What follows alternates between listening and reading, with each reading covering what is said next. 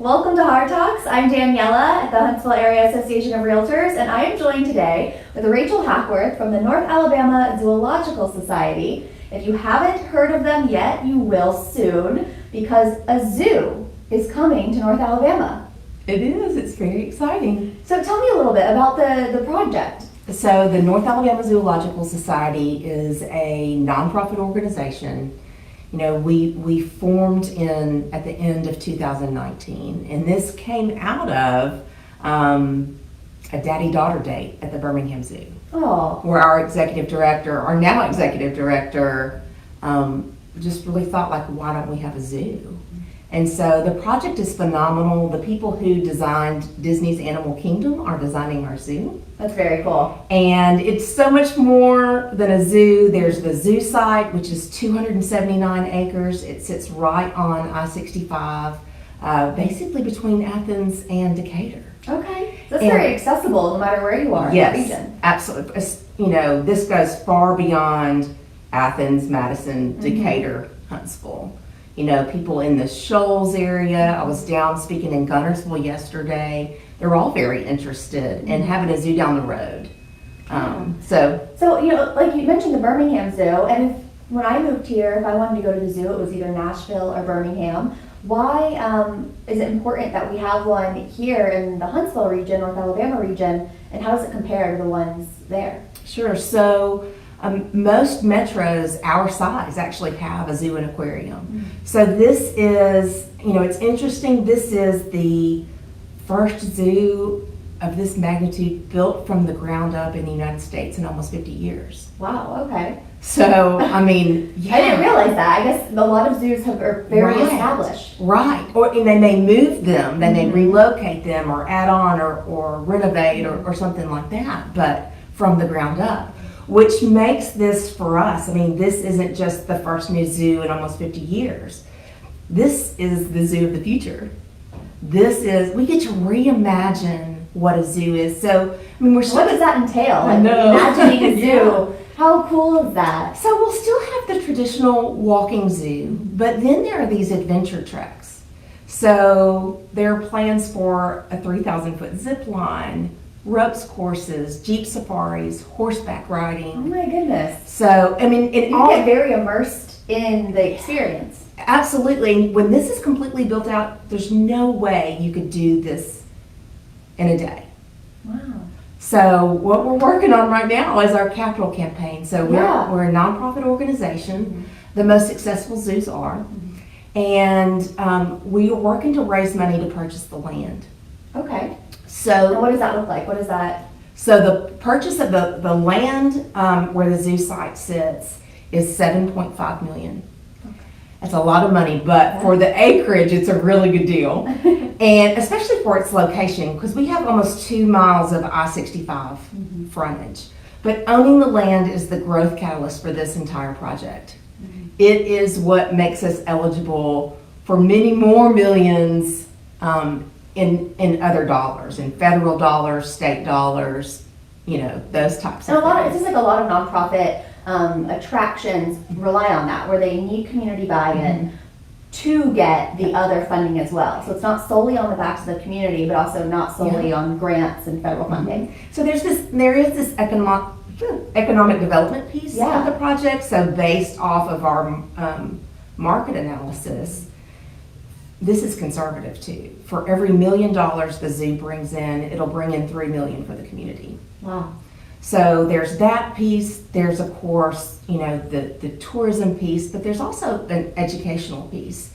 So as a zoological society, we're focused. Our mission is all about wildlife education, conservation, and research.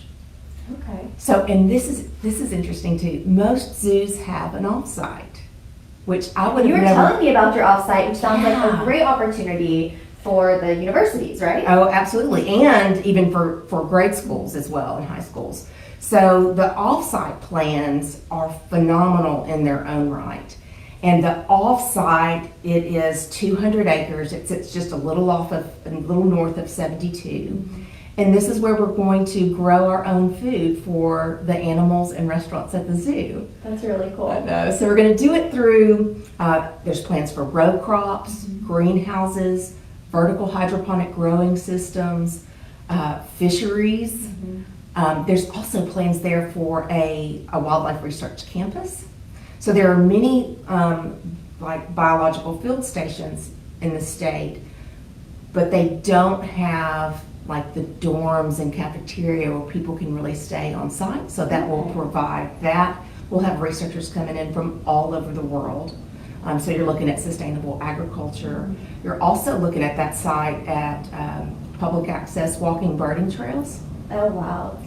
Kayak. Big birding community here. Yes. It'd be surprising to some people love birding. Well, I'll tell you this. So Alabama is the most biodiverse state this side of the Mississippi. Wow. We're number 4 in the United States, and do you know where we are in species extinctions? Where? Number 2. Really? Yeah. So it sounds like this opportunity for a zoo. People hear that, or at least I would hear that, and be like, ooh, animals, cute, a Right. zoo. Yeah. And it seems like just this fun attraction, but it sounds like there's a lot more that goes into it. Obviously the economic impact, the tourism impact, the reason like for our realtors who are watching, Yes. they want to be able to say, well, you know, in Huntsville, we have a zoo. Yep.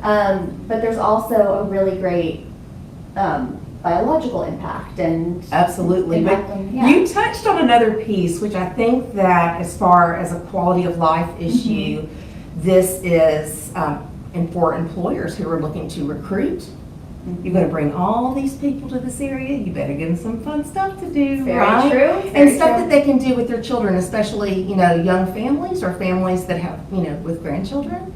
And so it's not only recruitment, but I think it's also retention. Exactly. So, And so for the community buy-in aspect, the capital campaign, if you know the people who are watching are realtors who they have such a huge buy-in to this community, Sure. if they want to give or get involved in some way, how do they do that? so there are opportunities for individuals, for businesses, and absolutely for realtors to be involved in this project at what one may consider very low levels that we need. We have donors who, you know, are contributing $25 a month and are part of our Now's Pals membership. Now's you know, Pals, that's cute. yeah, and then because the vision of this project is absolutely phenomenal. We are going to make this happen. And in all of that, as a nonprofit, it still takes money, It does, you know, yeah. to operate. And so we have the Now's Pals memberships, individual and corporate. We also have a campaign that's called Claim Your Spot. Okay. Now, I'll tell you, in zoos, permanency when it comes to any kind of naming is very rare. And so the way that individuals, realtors, businesses can become part of the permanent honor wall that will go into the entrance at the entrance of the zoo is to claim their spot at the zoo. So what we've done is we've laid a grid over the concept map of the zoo. And you can go on our website, which is nalzs.org. NALZS.org. And I'll put that in the comments so you guys can go to it. Yes, it's so cool. And you can go to claim your spot, and you have north and east coordinates, and you literally pick your square of the zoo. And it's neat. You get a cool certificate in the mail, but you'll get your name. There are companies who at a 3x3 they can get their name and logo. And it goes up from there, and Yeah. the benefits from there, and the marketing opportunities, go up from there. So it's a really neat thing. It's been really interesting and fun to see how strategic people are being about their spot, because the zoo is designed with different regions. So Yes. there's like the cosmic jungle that's all about animals who've been to space. It's very interactive. That's very, Yeah. very on brand for Yep. Huntsville. Yep. And there's Alabama natives, there's Yellowstone, there's Africa Safari, there's Asia, there's the Australia region. And so what I've found is that people are, we love Yellowstone because they're all based off these national parks. We love Yellowstone. And so they wanted their square to be in Yellowstone. That's awesome. Yeah. I had someone who is from Alabama who lives in Virginia. And she heard about this project and she was so excited. She says, I am an Alabama native. I have to be an Alabama In the native. Alabama And so section. that was her square that, you know, that she picked. That's and really so, cool. Yeah, It's it's very neat. personal. It and, does. And then you think about this is going to be there. Mhm. This is permanent. Forever. So when you go to claim your spot, are you putting your family name? Are you putting the kids' names? Your name, like I think about, the kids are going to be taking their grandchildren. And they're always going to go to the zoo, and they're always going to find their spot, right? And so, what name are you going to put on your spot? So I've seen This is some. this is a very good time and opportunity Yes. to buy in right now, claim your spot, like you keep saying, Mhm. and support this really fantastic Yeah. project. And one more time, what was that website before we sign off? It is NALZS.org. Fantastic. Thank you so much. Thank I appreciate you. you being here. You can learn more at the link that we'll post with this. And hopefully one day I will see you at the zoo. Absolutely. No, I will see We you. will at the see you zoo. at the zoo.